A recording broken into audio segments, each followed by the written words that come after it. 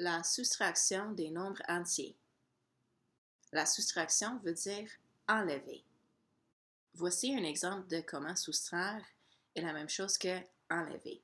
3 moins 2 fait 1. Le 3 représente ce que j'ai. Donc, on commence avec 3. Le 2 représente ce que j'enlève. Donc, on recule par 2. On enlève 2. La réponse est ce qui reste. Donc, il nous reste 1 parmi nos 3 qu'on a eu au début. Comment soustraire quand j'ai assez pour enlever? Voici un exemple de 6 moins 2. Qu'est-ce que ça fait? Donc, on peut regarder avec les jetons positifs et négatifs. On a un 6 positif. 1, 2, 3, 4, 5, 6. Ensuite, on doit enlever 2. Donc, on en prend 2.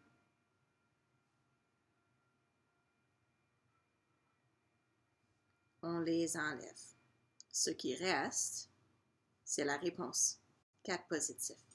On peut le voir également sur la droite numérique. On commence avec notre 6. À partir de 0, on peut avancer par 6. Ensuite, on recule par 2. La réponse est notre 4. Deuxième exemple où on a assez pour enlever. Moins 6, moins négatif 2. Donc, on commence par négatif 6. 1, 2, 3, 4, 5, 6. Ensuite, ce qu'on enlève, c'est un négatif 2. On a déjà des négatifs 2 dans notre groupe de départ, donc on peut en enlever 2. On enlève négatif 2. Je vais le barrer à côté pour qu'on le voit. La réponse après, c'est ce qui reste. C'est notre négatif 4. On peut voir la même réponse avec notre droite numérique. Donc, à partir de 0, on fait négatif 6. On recule alors négatif. Là, on recule. Puis ensuite, on enlève moins 2. Donc, on fait l'opposé de reculer par 2. Ça veut dire qu'on va avancer par 2. Et la réponse est moins 4. Comment soustraire quand je n'ai pas assez pour enlever? Voici un exemple avec moins 3, moins 5. Donc, on commence par 1, 2, 3 jetons rouges pour représenter 3 négatifs. Ensuite, on veut enlever 5 positifs, mais on n'a pas de positifs dans nos groupes. Là, pour qu'on le fasse avec les jetons, il faut commencer par une autre représentation de moins 3. Et on va le faire en ajoutant des paires nulles. Lorsqu'on a un positif et un négatif, le total représente 0. On va enlever 5. 1, 2, 3, 4, 5 positifs. Si je les enlève,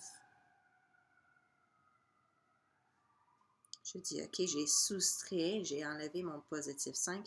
Qu'est-ce qui reste? Ben, j'ai plusieurs négatifs. J'ai plus de négatifs maintenant qui restent qu'avant.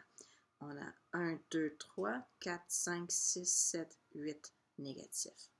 La réponse est donc négatif 8. On peut le voir également avec la droite numérique. Donc, on commence avec ce qu'on a. On a moins 3. À partir de 0, on recule par 3.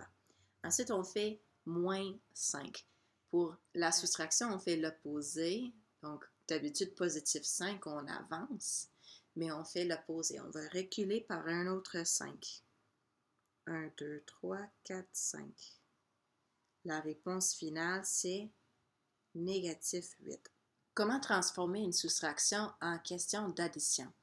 Pour transformer la soustraction en addition, on peut additionner l'opposé.